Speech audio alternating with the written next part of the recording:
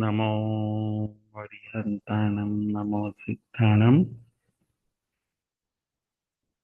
नमो आयर्याणं नमो वच्छायाणं नमो लोये सबसाहुणं केशो पंच नमोकारो सबपावपणासनं मङ्गलाणं च सभेसिं पडमं हवै मङ्गलं पडमं हवै मङ्गलम्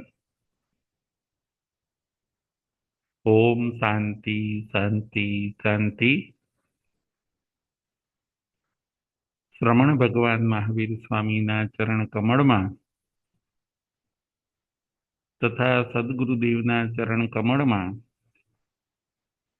ઉપકારી સર્વ સંત સતીજીના ચરણ કમળમાં આપણા સૌના ભાવપૂર્વક અવિરામ કોટી કોટી વંદન।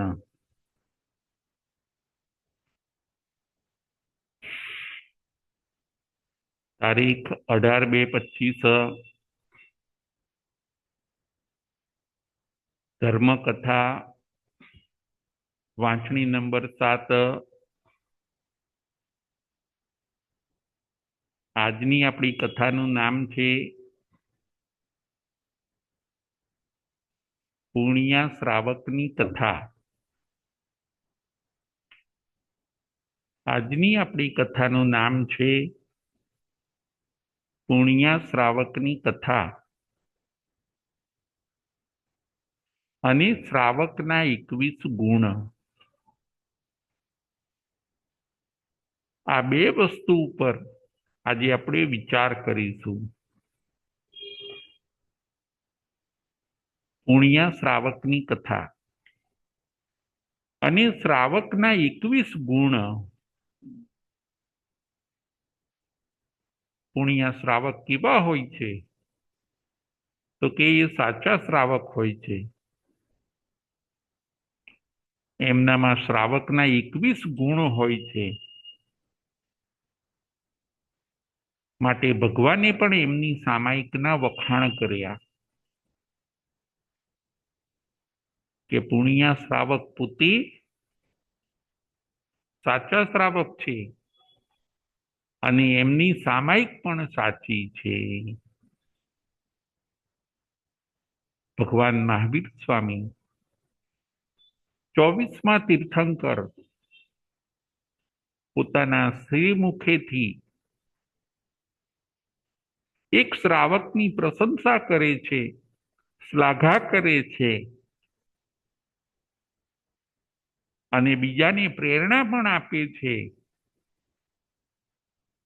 કે જે પૂર્ણિયા શ્રાવક ખરા એ પોતે સાચા શ્રાવક છે અને એમની સામાયિક પણ સાચી છે। એમણે શ્રાવક જીવનના જે 21 ગુણ કહેવાય એ પ્રાપ્ત કરેલા છે।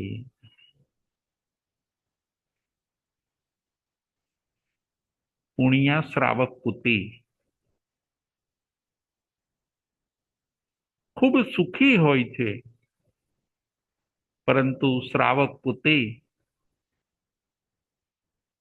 પોતાના પરિગ્રહનો એ ત્યાગ કરી દે છે કે હું પરિગ્રહ રાખીશ તો પછી આરંભ સમારંભ બધો કરવો પડશે। એટલે એમણે બધો પરિગ્રહ ઓછો કરી કાઢ્યો, કોઈ પરિગ્રહ રાખ્યો નહીં। શ્રાવક જીવનની અંદર જ પોતાનો ટાઈમ બધો પસાર કરે છે, સામાયિક કરવાની, શાસ્ત્ર વાંચન કરવાનું, 2 ટાઈમ પ્રતિક્રમણ કરવાનું અને વ્યવસાયની અંદર ખાલી એ પૂણી કાંતે, પૂણી એટલે રૂની પૂણી, રૂ એટલે કોટન,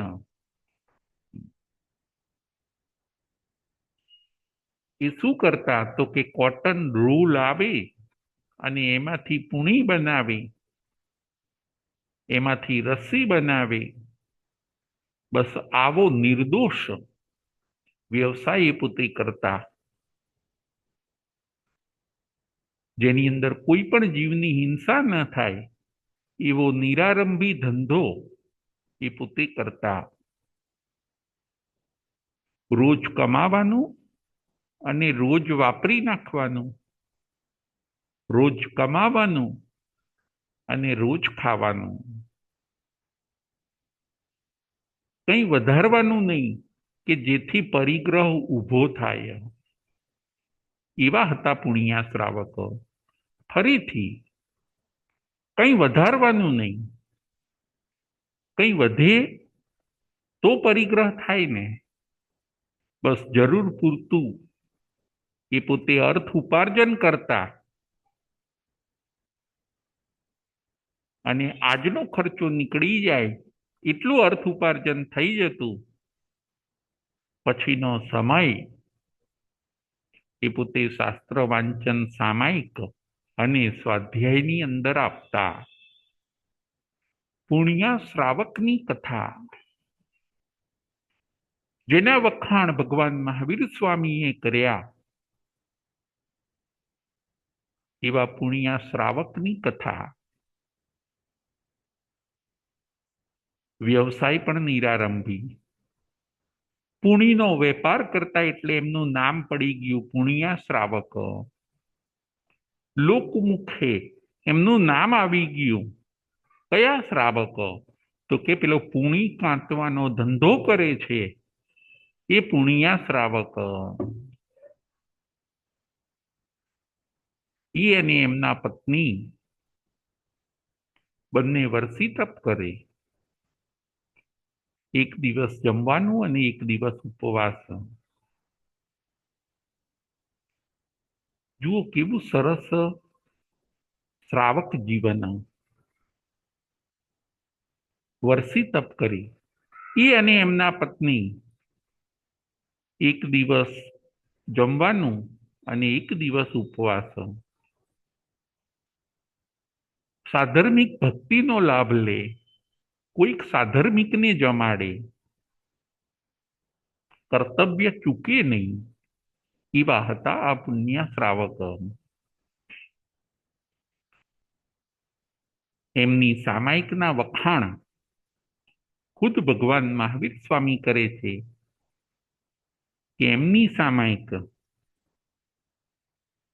દોષ રહિત હોય છે. મનની સ્થિરતા હોય. 10 મનના, 10 વચનના અને 12 કાયાના, એ 32 દોષમાંથી એ કોઈ દોષ લગાડે નહીં. આત્મલક્ષે સામાયિક કરે, કર્મ નિર્જરા માટે સામાયિક કરે, ઉપયોગને આત્માની અંદર જોડી રાખે, સંતોષ અને સમતાની અંદર રહે,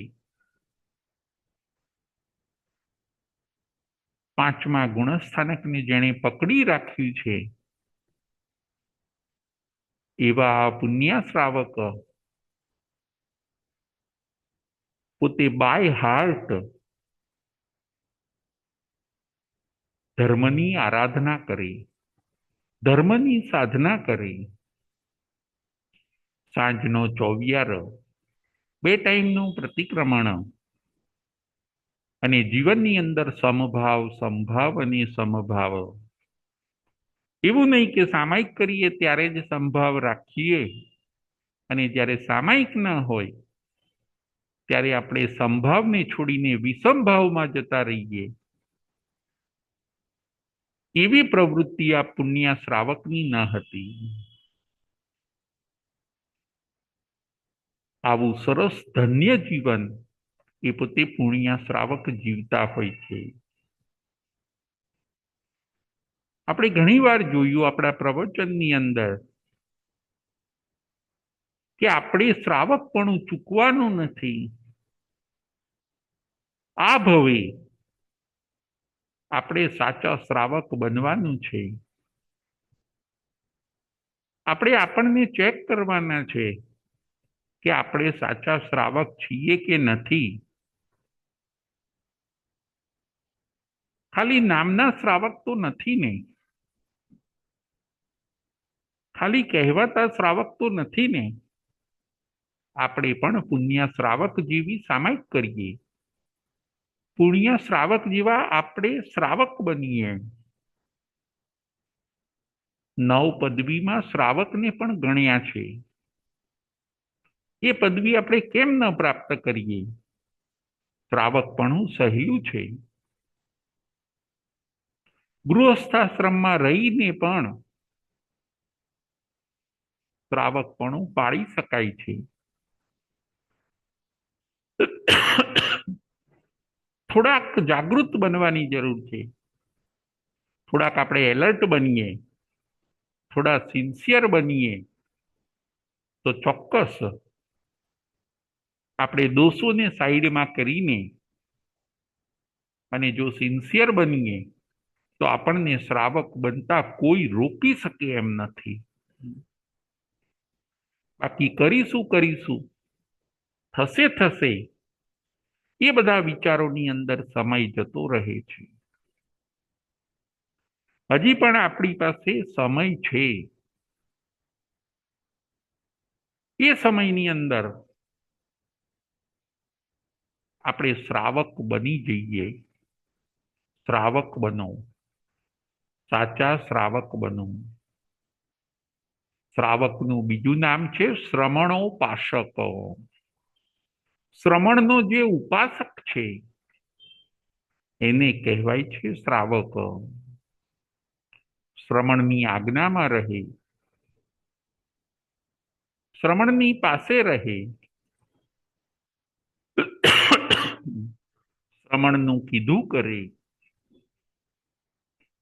શ્રમણ એટલે સાધુ. શ્રમણોપાસક એટલે શ્રાવક. ભલે તમે સંસારની બધી ડિગ્રીઓ લઈ લીધી, પરંતુ હવે શ્રાવકની પદવી લો. સંસારની અંદર કદાચ આપણે ડોક્ટર બની ગયા, બેરિસ્ટર બની ગયા, જજ બન્યા, વકીલ બન્યા, કોઈ સારા ક્રિકેટર બન્યું, કોઈ સીએ બની ગયું, કોઈ પાયલોટ બન્યું, પરંતુ એ બધી પદવીઓ, એ બધી ડિગ્રીઓ આ ભવ પૂરતી જ આપણને કામમાં આવે છે. જ્યારે શ્રાવકની પદવી અને શ્રાવકની ડિગ્રી એવી છે કે જે આપણને ભવો ભવ કામ લાગે છે. એકવાર જો શ્રાવકપણું સ્પર્શાઈ જાય પછી એ આત્મા 3, 5 કે 15 ભવની અંદર ચોક્કસ મોક્ષે જાય. શ્રાવકપણાની પદવી એવી છે કે એનું અનુસંધાન છેક મોક્ષ સુધી રહેલું છે. શ્રાવકની પદવી એવી છે કે એનું અનુસંધાન છેક આત્માના કલ્યાણ સુધી રહેલું છે. શ્રાવકપણું આ ભવમાં તો આપણને ઉપયોગી થાય છે, પરંતુ ભવની અંદર ઉપયોગી થાય છે. શાસ્ત્રમાં વાત આવે છે કે ઘણા શ્રાવકો એકાવતારી બની ગયા. નંદ મણિયાર, પરદેશી રાજા, મહાશતક, આનંદ શ્રાવક, કરણી અહીંયા કરી અને એનો પડઘો પરલોકમાં પડ્યો. ફરીથી એ શ્રાવકોએ કરણી અહીંયા કરી અને એનો પડઘો છેક પરલોકમાં પડ્યો.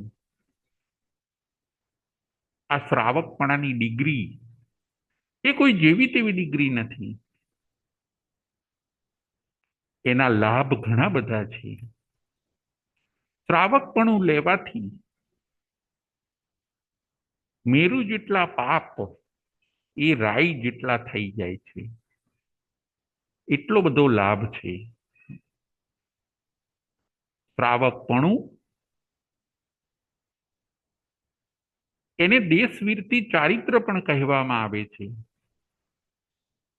કે શ્રાવકને કયું ચારિત્ર હોય તો કે દેશવીરતી ચારિત્ર, અને સાધુને કયું ચારિત્ર હોય તો કે સર્વવીરતી ચારિત્ર. સાચો શ્રાવક પાંચમા ગુણસ્થાનકનો માલિક છે અને સાચો સાધુ છઠ્ઠા ગુણસ્થાનકનો માલિક છે. આપણે હવે પહેલું ગુણસ્થાનક, બીજું, ત્રીજું, ચોથું આ બધું છોડીને કયા ગુણસ્થાનકે જવું જોઈએ? તો કે આપણે પાંચમા ગુણસ્થાનકે જવું જોઈએ. આ બધું આપણે ગુરુ પાસે સમજીએ, એમાં રસ લઈએ અને એમાં ઊંડા ઉતરીએ. એનો બરાબર જો સ્ટડી કરીશું તો પછી આપણને લાભ દેખાશે અને પછી કરવાના ભાવ થશે, આત્માનો પુરુષાર્થ જાગશે અને પછી આત્મા કરી શકશે. થોડાક તમે ઊંડા ઉતરો, થોડાક વિચારો. ગાડરિયા પ્રવાહમાં દિવસ શું થઈ જાય છે? તો કે પૂરો થઈ જાય છે. વર્ષોના વર્ષો નીકળી જાય છે અને એવું બને છે કે આપણે શ્રાવકપણાથી વંચિત રહી જઈએ છીએ. સંતોને વહોરાવે એ શ્રાવકો. શ્રાવક એટલે સંતોના અમ્મા પિયા. શ્રાવક શ્રાવિકા એ સંતોના કોણ છે? તો કે માતા પિતા છે. સંતોને સંયમ પડાવવાનું કામ કોનું છે? તો કે શ્રાવકનું છે. શ્રાવક અને શ્રાવિકા એ ચાર તીર્થમાં પણ આવે છે. સાધુ, સાધ્વી, શ્રાવક અને શ્રાવિકા આ ચાર તીર્થ છે. તીર્થમાં પણ આવે, પાંચમા ગુણસ્થાનકમાં પણ આવે. આવા બધા મોટા મોટા જે લાભ છે એ કોને મળે છે? કે જે સાચા શ્રાવક બને છે તેને મળે છે. આજે આપણે એ જોવું છે કે શ્રાવકપણું રહી ન જાય, શ્રાવકપણું આપણે ચૂકી ન જઈએ. સાચા શ્રાવક બનો. એ ડિગ્રી આપણને બહુ કામ લાગે છે. બાકી જે સંસારની ડિગ્રીઓ છે એનાથી ખાલી આપણે અર્થ ઉપાર્જન કરી શકીએ. મોક્ષ સાથે કે ધર્મ સાથે એને કંઈ કનેક્શન નથી. શ્રાવકના 21 ગુણોને પ્રાપ્ત કરીએ. પુણ્ય શ્રાવકે શું કર્યું હોય છે? તો કે શ્રાવકના 21 ગુણોને એમણે પ્રાપ્ત કર્યા હોય છે. ગુણથી ગુણી બનાય. આપણામાં આ ગુણ લાવીએ આપણે 21 ગુણ, તો આપણે ચોક્કસ શ્રાવક બની શકીએ. પંચ પરમેષ્ઠી ભગવંતોના કેટલા ગુણ છે? તો કે પંચ પરમેષ્ઠી ભગવંતોના 108 ગુણ છે. ગુણ એટલે ક્વોલિટી. આ ક્વોલિટી હોવી જોઈએ. રિયલ વસ્તુ જો આપણામાં હોય તો આપણે એ વસ્તુ છીએ. જો રિયાલિટી આપણામાં ન હોય તો પછી આપણામાં એ ગુણ નથી, માટે આપણે રિયલ નથી પરંતુ રોંગ છીએ. પંચ પરમેષ્ઠી ભગવંતના 108 ગુણ. અરિહંતમાં કેટલા ગુણ હોય? તો કે અરિહંત ભગવાનમાં 12 ગુણ હોય, સિદ્ધ ભગવાનમાં 8 ગુણ, આચાર્યમાં 36 ગુણ હોવા જોઈએ, ઉપાધ્યાયમાં 25 ગુણો હોવા જોઈએ, સાધુ સાધ્વીજી ભગવંતમાં 27 ગુણ હોવા જોઈએ. આ થયા પંચ પરમેષ્ઠીના 108 ગુણ. હવે નંબર આવે છે શ્રાવકનો. તો કે શ્રાવકમાં કેટલા ગુણ હોવા જોઈએ? તો કે શ્રાવકમાં 21 ગુણ હોવા જોઈએ. કયા કયા 21 ગુણ? જે પુણ્ય શ્રાવકમાં હોય છે એ 21 ગુણને આપણે થોડાક વિસ્તારથી જોઈશું અને આપણે ચેક પણ આપણને કરીશું કે આ 21 ગુણ આપણામાં છે કે નથી. આનો આજે આપણે અભ્યાસ કરીએ, એના ઉપર વિચારીએ. જો 21 ગુણ આપણામાં ન હોય તો લાવીએ, કદાચ જો હોય તો એને થોડાક મજબૂત કરીએ, એને પકડી રાખીએ,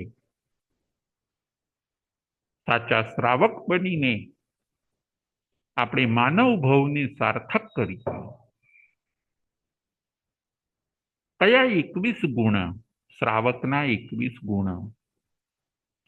એમાંનો પહેલો ગુણ છે અક્ષુદ્ર. શ્રાવકનો પહેલો ગુણ અક્ષુદ્ર. શ્રાવકનો બીજો ગુણ છે યશવાળો. શ્રાવકનો બીજો ગુણ છે યશવાળો. શ્રાવકનો ત્રીજો ગુણ છે સૌમ્ય પ્રકૃતિ. શ્રાવકનો ત્રીજો ગુણ સૌમ્ય પ્રકૃતિ. શ્રાવકનો ચોથો ગુણ લોકપ્રિય. શ્રાવકનો ચોથો ગુણ લોકપ્રિય. શ્રાવકનો પાંચમો ગુણ અક્રૂર. પાંચમો ગુણ છે અક્રૂર. શ્રાવકનો છઠ્ઠો ગુણ પાપ ભીરુ. શ્રાવકનો છઠ્ઠો ગુણ છે પાપ ભીરુ. શ્રાવકનો સાતમો ગુણ ધર્મની શ્રદ્ધાવાળો. શ્રાવકનો સાતમો ગુણ ધર્મની શ્રદ્ધાવાળો. શ્રાવકનો આઠમો ગુણ ચતુરાઈ. શ્રાવકનો આઠમો ગુણ છે ચતુરાઈ. શ્રાવકનો નવમો ગુણ છે લજ્જા. શ્રાવકનો નવમો ગુણ લજ્જાવાન. શ્રાવકનો 10મો ગુણ છે દયાળુ. શ્રાવકનો 10મો ગુણ છે દયાળુ. શ્રાવકનો 11મો ગુણ માધ્યસ્થ દ્રષ્ટિ. શ્રાવકનો 11મો ગુણ છે માધ્યસ્થ દ્રષ્ટિ. શ્રાવકનો 12મો ગુણ છે ગંભીર, વિવેકી અને સહિષ્ણુ. ફરીથી શ્રાવકનો 12મો ગુણ ગંભીર, સહિષ્ણુ અને વિવેકી. શ્રાવકનો 13મો ગુણ ગુણાનુરાગી. શ્રાવકનો 13મો ગુણ છે ગુણાનુરાગી. શ્રાવકનો 14મો ગુણ ધર્મનો ઉપદેશ કરનાર. શ્રાવકનો 14મો ગુણ છે ધર્મનો ઉપદેશ કરનાર. શ્રાવકનો 15મો ગુણ ન્યાયપક્ષી. શ્રાવકનો 15મો ગુણ ન્યાયપક્ષી. શ્રાવકનો 16મો ગુણ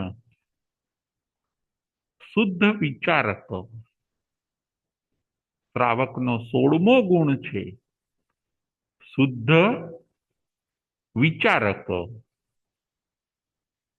શ્રાવકનો 17મો ગુણ છે મર્યાદાયુક્ત વ્યવહાર કરનાર. શ્રાવકનો 17મો ગુણ છે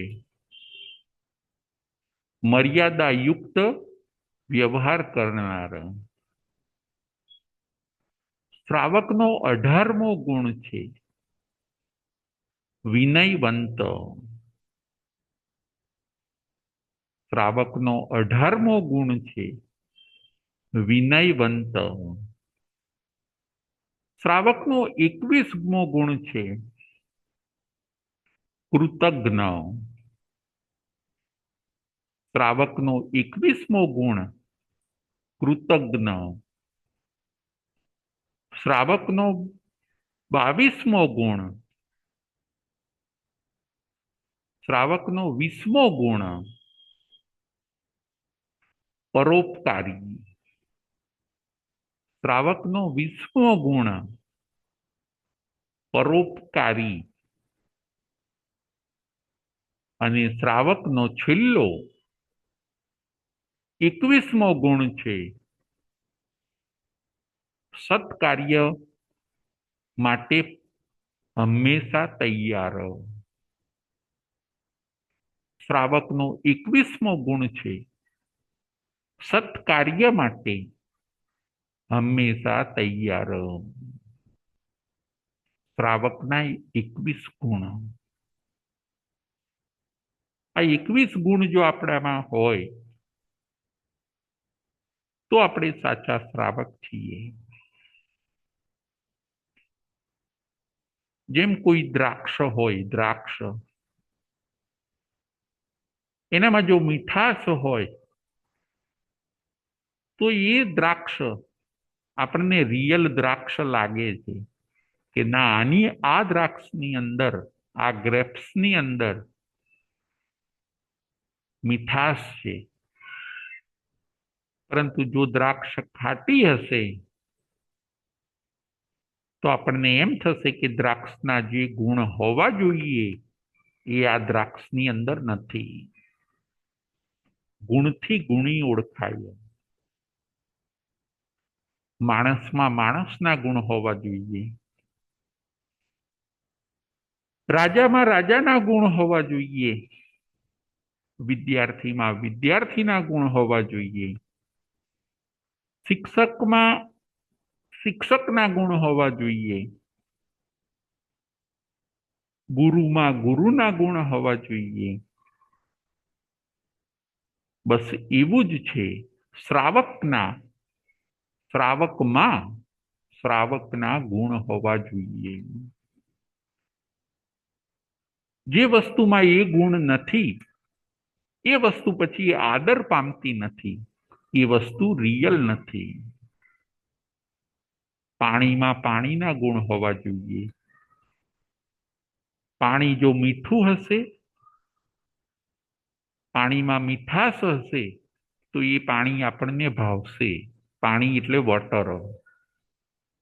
પરંતુ જો પાણી ખારું હશે તો એ પાણી આપણે કદાચ પીશું નહીં. આપણે એ પાણીને ફેંકી દઈશું કે આ પાણીનો ઉપયોગ ખાલી વાપરવામાં કરો. પીવા માટે તો જે મીઠું પાણી છે એને મંગાવો. પેલું પાણી છે ખરું, પરંતુ પાણીના જે ગુણો હોવા જોઈએ એ એની અંદર નથી. પાણીનો ગુણ કયો? વોટરનો ગુણ કયો? તો કે મીઠાશ. જો ખારું હોય તો એવું પાણી આદર પામતું નથી. ગુણથી ગુણી ઓળખાય છે, ગુણથી ગુણવાન ઓળખાય છે. રાજાની અંદર રાજાના ગુણો હોવા જોઈએ, પ્રજાની અંદર પ્રજાના ગુણો હોવા જોઈએ, નેતાની અંદર નેતાના ગુણો હોવા જોઈએ. બાકી જો નામના નેતા હોય તો એવા નેતા પછી આદરને પામતા નથી. બસ દરેક વસ્તુમાં ગુણ જોઈએ. કેરી હોય, કેસર કેરી હોય તો એની અંદર કેસર કેરીના ગુણ જોઈએ. સોલ્ટ હોય, સુગર હોય, મરચું હોય તો એની અંદર મરચાના ગુણ જોઈએ. ગુણને ઇંગ્લિશમાં કહેવાય ક્વોલિટી. જો એનામાં એ ગુણ હોય તો એ વસ્તુ આદરને પામે છે. વિદ્યાર્થીમાં વિદ્યાર્થીના ગુણ હોવા જોઈએ, તો એ વિદ્યાર્થી પછી વિકાસ કરી શકે છે. શિષ્યમાં જો શિષ્યના ગુણો હશે તો એ શિષ્ય પછી આગળ જઈને ખૂબ વિકાસ કરી શકશે. પરંતુ જો એ ગુણો નહીં હોય તો એ વ્યક્તિને પછી તકલીફ પડે છે. જે વિકાસ થવો જોઈએ એ વિકાસ પછી થતો નથી. ગુણોને લાવો. માણસની અંદર માણસાઈના ગુણો હોવા જોઈએ. પછી માનવ હોય માનવ અને એની અંદર દાનવના ગુણો હોય તો એ ખોટું છે. માનવની અંદર કયા ગુણો હોવા જોઈએ? તો કે માણસાઈના ગુણો હોવા જોઈએ. માણસની અંદર પશુતા ન હોવી જોઈએ. માણસની અંદર માણસાઈ હોવી જોઈએ. તો એવો માણસ ઉત્તરોત્તર વિકાસ કરે છે, આત્મકલ્યાણ કરે છે, અનેકના આશીર્વાદ મેળવે છે અને પોતે આગળ આગળ વધી જાય છે. શ્રાવકના 21 ગુણ. ક્રમથી આપણે જોઈશું કે પહેલો ગુણ શ્રાવકનો કયો બતાવ્યો? તો કે અક્ષુદ્ર. અક્ષુદ્ર એટલે ઉદાર હૃદય વાળો. શ્રાવક કેવો હોય? તો કે ઉદાર હૃદય વાળો. માફ પણ કરી શકે, જતું પણ કરી શકે. Big heart. અક્ષુદ્ર. ખોટું ખોટું કંઈ પકડી ન રાખે. એવો પહેલો એનો ગુણ છે શ્રાવકનો અક્ષુદ્ર. ઉદાર સ્વભાવ વાળો. બીજો ગુણ છે યશ વાળો. જે શ્રાવક હોય એનો યશ ફેલાયેલો હોવો જોઈએ. એનું એનું જીવન યશ વાળું હોવું જોઈએ. કોઈ એનો અપવાદ કરે અથવા તો કોઈ એના માટે ખોટું બોલે એવું ન બને. એનો યશ ચોમેર ફેલાયેલો હોવો જોઈએ. કેમ કે એ કામ એવા કરતો હોય સારા સારા, એના કારણે દરેક જણ એ વ્યક્તિને યશ આપે અને એના ઉપર પોતે ગૌરવ લે. એવો બીજો ગુણ છે શ્રાવકનો યશ વાળો. શ્રાવક પોતે યશ વાળો હોય, અપજશ વાળો ના હોય. કોઈ એમ ન કહે કે હવે એને જવા દો, એની વાત કરવા જેવી નથી, એવો ન હોય. એની સુવાસ ચારે બાજુ ફેલાયેલી હોય, એવો યશવંત હોય. ત્રીજો ગુણ છે સૌમ્ય પ્રકૃતિ. સ્વભાવ સારો હોય, નેચર. એને કહેવાય છે શ્રાવક. ત્રીજો ગુણ સ્વભાવ સારો. સ્વભાવ એટલે નેચર. એ સારો હોય, સરસ હોય. ગમે ત્યારે એમની પાસે કોઈ આવે છતાં પણ એ જ સ્વભાવ, સ્વભાવની અંદર એ જ શાંતિ, સ્વભાવની અંદર એ જ ધીરજ અને સ્વભાવની અંદર એ જ પ્રસન્નતા. એ છે ત્રીજો ગુણ શ્રાવકનો. ચોથો ગુણ છે લોકપ્રિય. શ્રાવક કેવો હોય? તો કે શ્રાવક પોતે લોકપ્રિય હોય. લોકો એને આદર આપે, માન આપે. લોકો એમના જીવનમાંથી પ્રેરણા લે એવું એનું જીવન લોકપ્રિય હોવું જોઈએ. એ છે ચોથો ગુણ. પાંચમો ગુણ છે અક્રૂર. શ્રાવકનો પાંચમો ગુણ અક્રૂર, ગુસ્સાવાળો સ્વભાવ ન હોય, વારે વારે ગુસ્સો કરે, ક્યારે ગુસ્સો આવી જાય એ ખબર ન પડે. ના, આ શ્રાવકના ગુણ નથી. ઘટનાઓ પરિસ્થિતિઓ બધું બનવાનું, પરંતુ એણે અક્રૂર બનવાનું છે. ક્યારે ગુસ્સો લાવવાનો નથી, કારણ કે કસાય વસ્તુ એવી છે, જો કસાય આવી જાય તો આપણું શ્રાવકપણું અથવા શ્રાવકપણાની જે બધી પર્યાયો છે એ બધી શું થઈ જાય છે, તો કે બળીને ભસ્મીભૂત થઈ જાય છે. એટલે કે શ્રાવક પોતે અક્રૂર હોય, ગમે તેવી પરિસ્થિતિની અંદર પોતે શાંતિ રાખશે, સંભાવ રાખશે અને આગળ શું કરવું એ વિચારશે. અક્રૂર, ગુસ્સો ન કરે, એ છે એનો પાંચમો ગુણ. છઠ્ઠો ગુણ છે પાપ ભીરુ. આ પણ બહુ અગત્યનો ગુણ છે. શ્રાવક કોઈથી ન ડરે, પરંતુ પાપ ભીરુ એટલે પાપથી ડરે. ક્યાંય પાપ કરવાનું આવે તો એ પોતે ડરે કે ના, હું આ પાપ કરી શકીશ નહીં, ખોટું મારાથી થાય નહીં.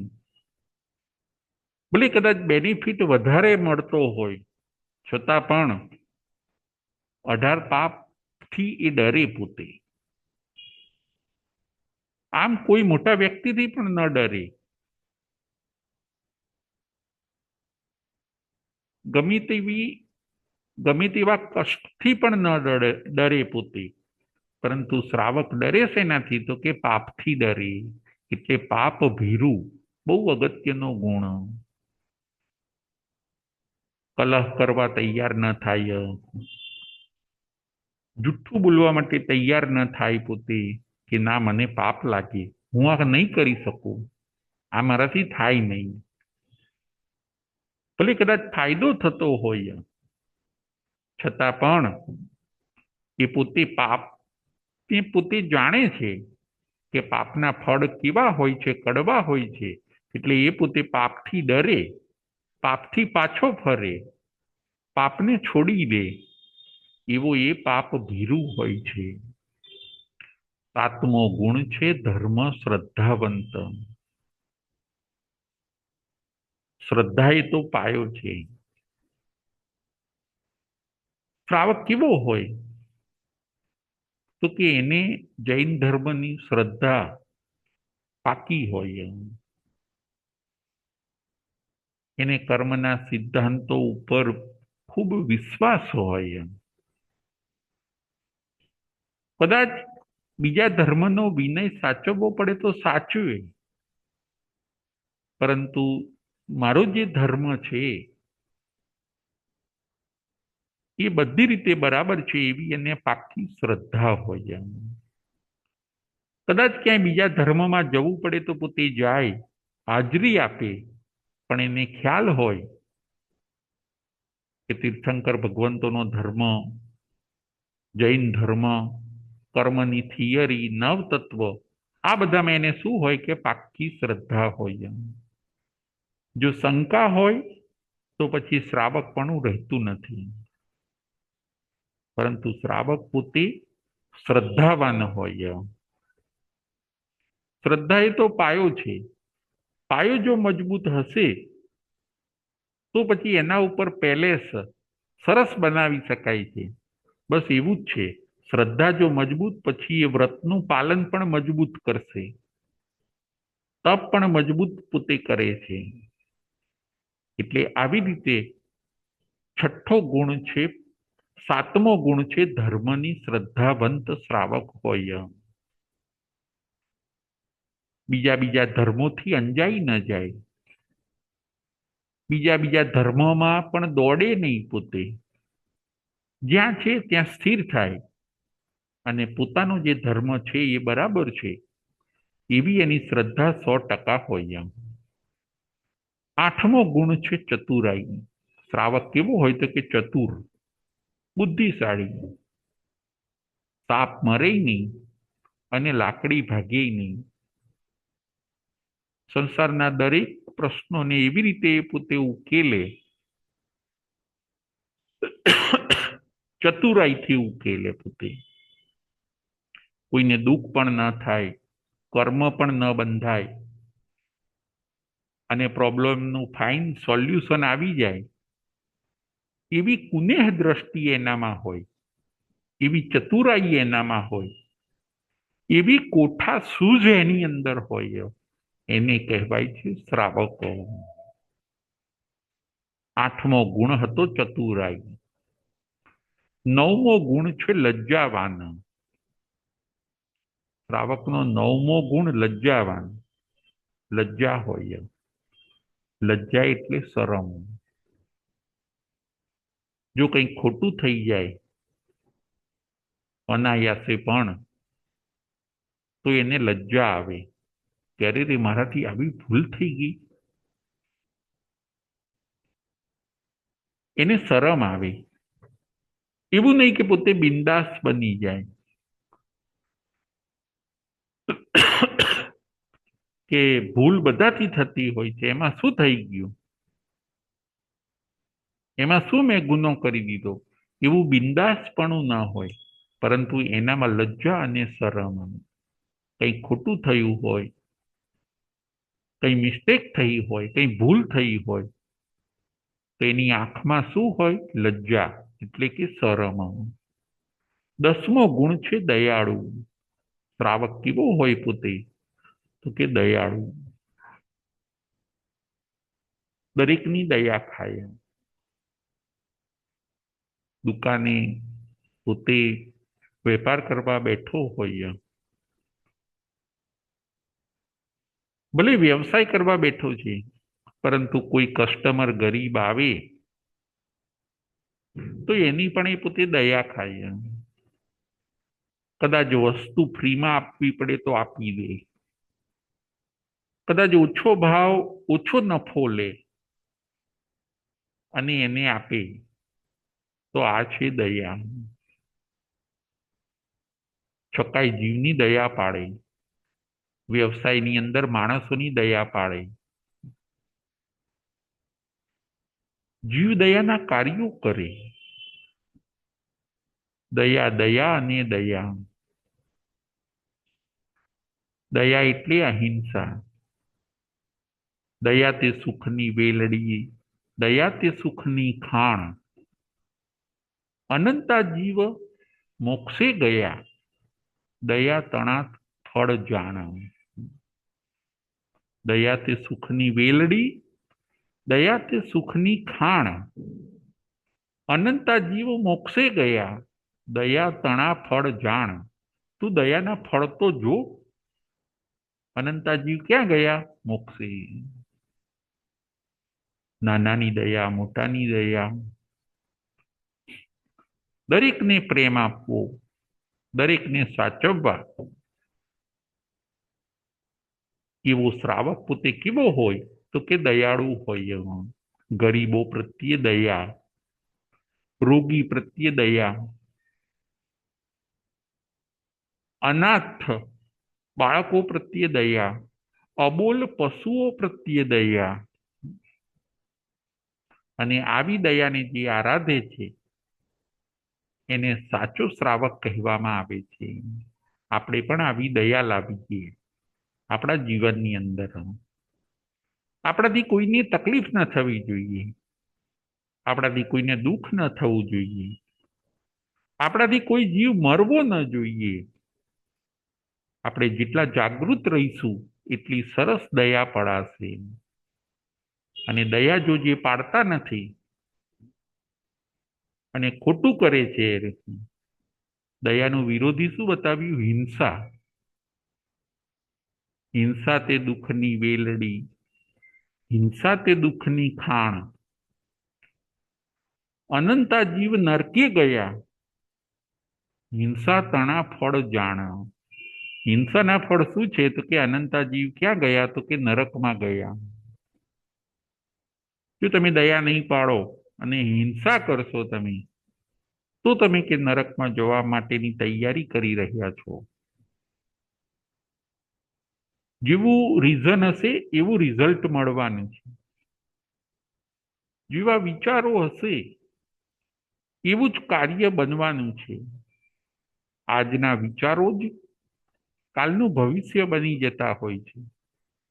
એટલે આપણું કર્તવ્ય એ બને છે કે આપણે સારા વિચારો રાખીએ. શ્રાવક પોતે કેવો હોય તો કે દયાળુ. દુશ્મન પ્રત્યે પણ એને દયાના ભાવ હોય કે એનામાં સમજ નથી, અથવા તો મારે અને એને લેણા દેણી ઓછી છે એમ વિચારીને એ હિંસાના ભાવ ન લાવે, પરંતુ દુશ્મન પ્રત્યે પણ દયાના ભાવ લાવે. આમ તો દુશ્મન કોઈને આપણે માનવાના નથી આપણા ધર્મ પ્રમાણે, પણ કદાચ કોઈક વ્યક્તિ એવી હોય કે એની સાથે આપણે ન બનતું હોય, છતાં પણ એના પ્રત્યે આપણે દયાના ભાવ રાખવાના છે. 11મો ગુણ છે શ્રાવકનો માધ્યસ્થ દ્રષ્ટિ. માધ્યસ્થ દ્રષ્ટિ એટલે કોઈ કદાચ તમારી વાત ન માને, તમને ઇગ્નોર કરે, છતાં પણ તમારે એના પ્રત્યે દ્વેષ કરવાનો નથી. કોઈ તમને કદાચ ઇગ્નોર કરે, તમારું સાંભળે નહીં, તમારી સલાહને પણ ન માને, તો શ્રાવક પોતે મધ્યસ્થ દ્રષ્ટિ રાખે. એવું નહીં કે એના ઉપર પોતે ખીજાઈ જાય, એની જોડે સંબંધ તોડી દે, છતાં એટલો જ પ્રેમ રાખીએ કે આ વિચારવા જેવું છે, આના ઉપર તમે વિચારજો અને મારા લાયક કંઈ પણ કામ હોય તો કહેજો. આવો સરસ જેનો વિવેક હોય એને કહેવાય છે મધ્યસ્થ દ્રષ્ટિ.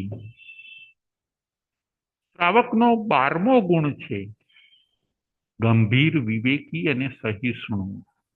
શ્રાવક કેવો હોય? ગંભીર, કોઈની વાત કોઈની કરે નહીં. સહિષ્ણુ એટલે સહન શક્તિ વાળો, અને વિવેકી. 13મો ગુણ છે ગુણાનુરાગી. બીજાના ગુણો જોવે, દોષને હાઇલાઇટ્સ ન કરે. બીજાના ગુણોને જોવે અને પોતાના દોષને જોવે. ગુણાનુરાગી એટલે ક્યાંય નાનો પણ જો પોતે ગુણ કોઈનો જોવે તો પોતે રાજી રાજી થઈ જાય. ક્યાંય વાત કરીએ તો પોતાના દોષની, બીજાના દોષની વાત ન કરે, પરંતુ બીજાના ગુણની વાત કરે. જેમ આપણે ઘણી વાર પેલું દ્રષ્ટાંત સાંભળ્યું છે કે કૃષ્ણએ કીધું દુર્યોધનને અને અર્જુનને. કૃષ્ણએ અર્જુનને કીધું કે જ્યાં એક ખોટો માણસ તું આખી દ્વારકા નગરીમાંથી શોધી લાવો. અર્જુન બધે ફરે છે, પરંતુ એને કોઈ ખોટો માણસ લાગતો નથી. એને દરેક માણસમાં કંઈક ને કંઈક ગુણ લાગે છે. બીજા દિવસે કૃષ્ણને કહે છે કે હું આખી દ્વારકા નગરી ફર્યો, પરંતુ મને એક ખોટો માણસ મળ્યો નહીં. દરેકમાં કંઈક ને કંઈક ગુણ છે. કોઈ સેવા કરતું હતું, કોઈક માણસ એનું કામ સરસ રીતે કરતું હતું, કોઈ માણસ બીજાને હેલ્પ કરતું હતું. એટલે મને કોઈ ખોટો માણસ મળ્યો નહીં. અર્જુને બધામાં શું જોયું? ગુણ જોયા. દુર્યોધનને કહેવામાં આવ્યું કે તું દ્વારકા નગરીમાંથી એક સારો માણસ લઈ આવ. દુર્યોધન આખી દ્વારકા નગરી ફરે છે, પરંતુ એને એક પણ સારો માણસ મળતો નથી. એને બધામાં શું દેખાયું? તો કે એને બધામાં દોષ દેખાયા. કે આ માણસ તો બેઠો છે, આ માણસ તો સૂતો છે, આ માણસને કપડાં પહેરતા આવડતું નથી, આ માણસને બરાબર કામ કરતા આવડતું નથી, એને કોઈ સારો માણસ ન મળ્યો. તે કહે છે ને કે જેવી દ્રષ્ટિ એવી સૃષ્ટિ. શ્રાવકની દૃષ્ટિ કેવી હોય તો કે ગુણાનુરાગી. દોષને ન જોવા એવું નથી. દોષને ભલે દોષ રૂપે કદાચ જોઈએ, પરંતુ ગુણ જ આપણને દેખાય જ નહીં, કોઈના ગુણ જ ના દેખાય, એ તો ખોટું કહેવાય. ગુણ પણ દેખાવા જોઈએ. શ્રાવકનો 14મો ગુણ છે ધર્મનો ઉપદેશ કરનાર. જ્યાં જાય ત્યાં પોતે ધર્મનો ઉપદેશ કરે, ધર્મનો ફેલાવો કરે. કોઈ ધર્મનો ફેલાવો કરતો હોય તો એની અંદર એ પોતે મદદરૂપ થાય. 15મો ગુણ છે ન્યાય પક્ષી. શ્રાવક પોતે કેવો હોય તો કે ન્યાય કરે. પોતાની ભૂલ હોય તો પોતે સ્વીકાર કરે કે ના મારી ભૂલ છે.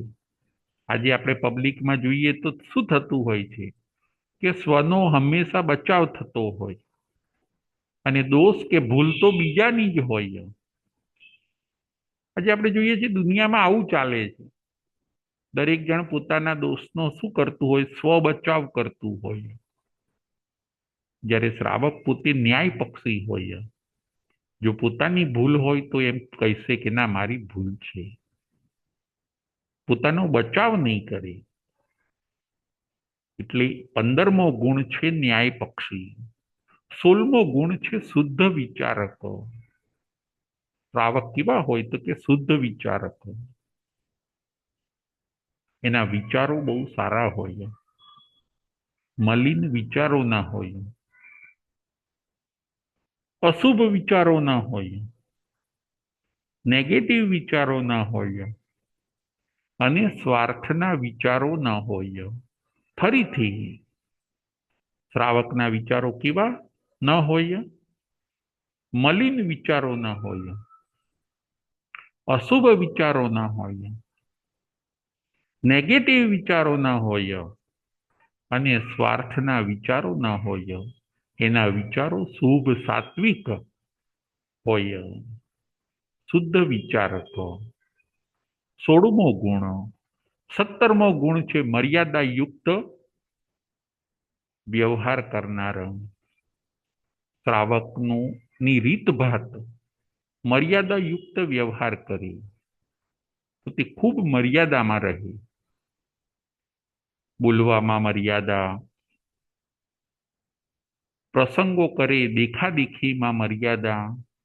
એવું નહીં કે પોતે બહુ જ દેખાદેખી કરે, ખૂબ પૈસા વાપરે, જેનાથી ગરીબોને પણ ખેંચાવવું પડે, એવી કોઈ ખોટી દેખાદેખી પણ ન કરે.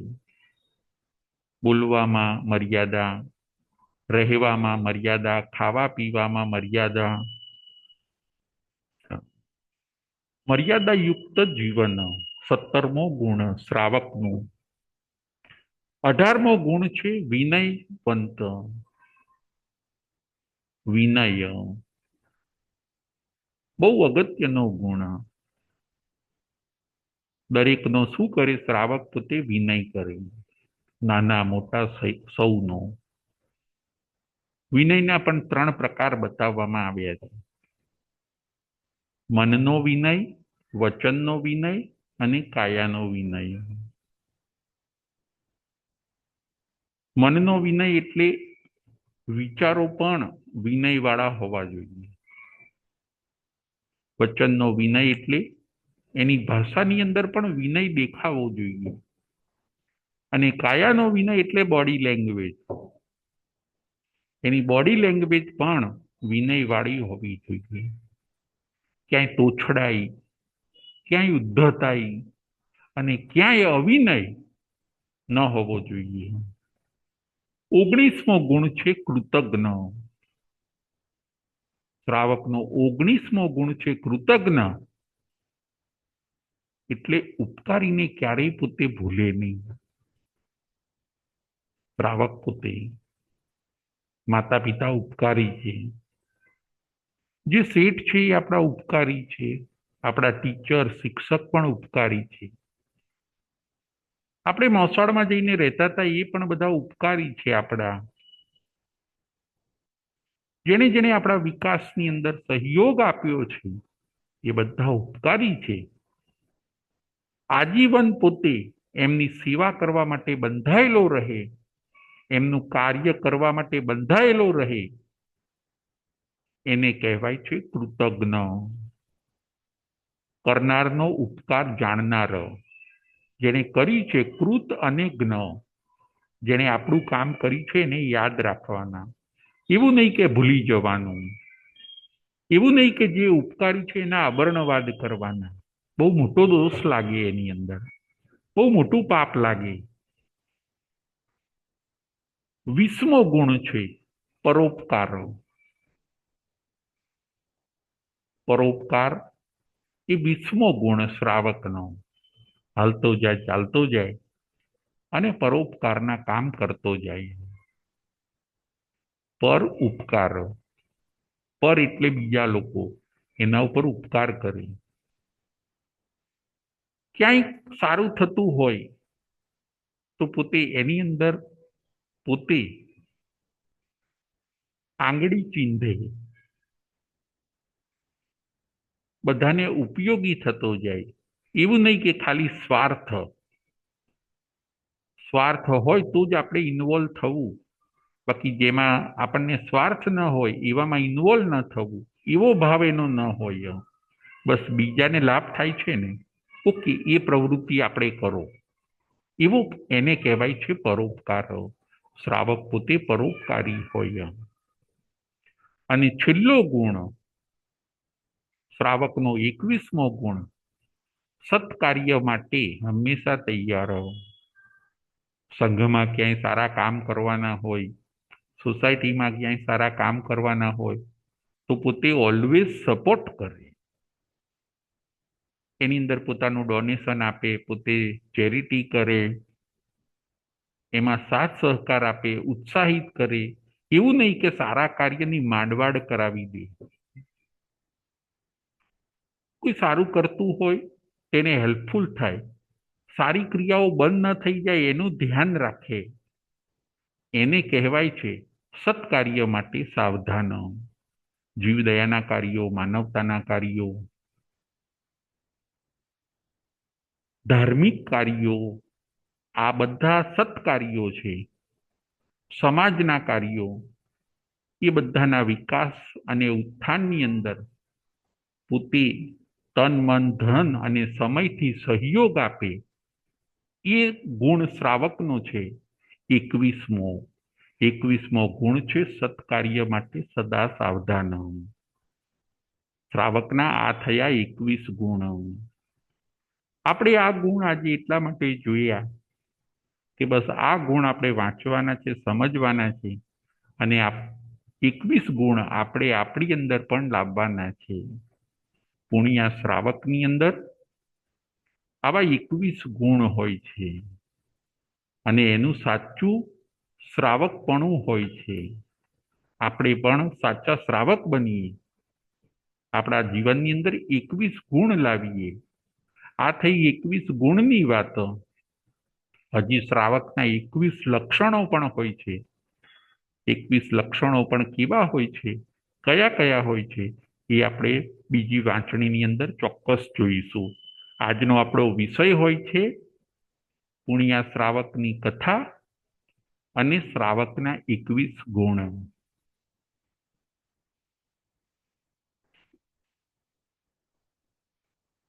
પ્રશ્નોત્તરી.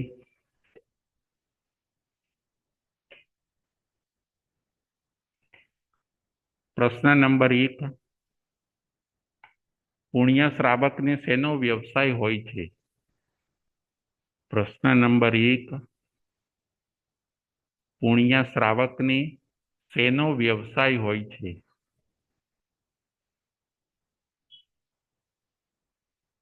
સંગીતાબેન મહેતા. જય જીનેન્દ્ર રાજુભાઈ. જય જીનેન્દ્ર. પુણ્યા શ્રાવકને કુણીનો વ્યવસાય હોય છે. બહુ સરસ, બહુ સરસ. Thank you. હવે બીજો પ્રશ્ન, પંચ પરમેષ્ઠીના ગુણો કેટલા હોય છે? કયા કયા? પંચ પરમેષ્ઠીના ગુણો કેટલા હોય છે? કયા કયા?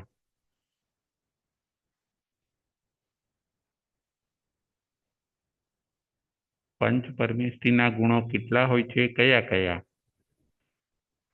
કલ્પનાબેન.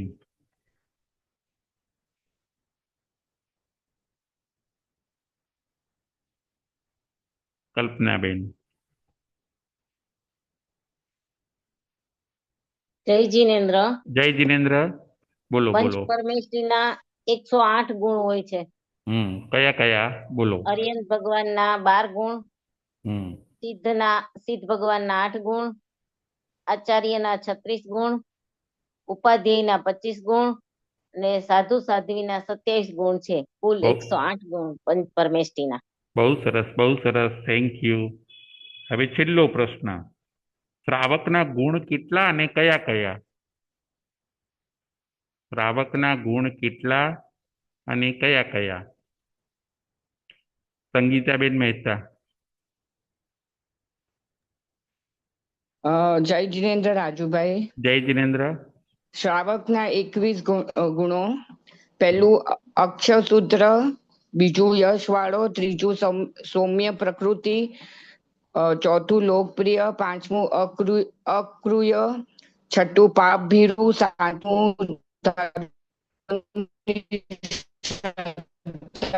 વાળો, આઠમું ચતુરાઈ, નવમું લજ્જા, દસમું દયાળુ, 11 સહિષ્ણુ, 13મું ગુણાનુરાગી, 14મું ધર્મનો ઉપદેશ કરનાર, 15મું ન્યાયપક્ષી, 16મું શુદ્ધ વિચારક, 17મું મર્યાદા યુક્ત વ્યવહાર કરનાર, 18મું વિનયવંત, 19મું કૃતજ્ઞ, 20મું પરોપકારી, 21મું સત્કાર્ય માટે હંમેશા તૈયાર.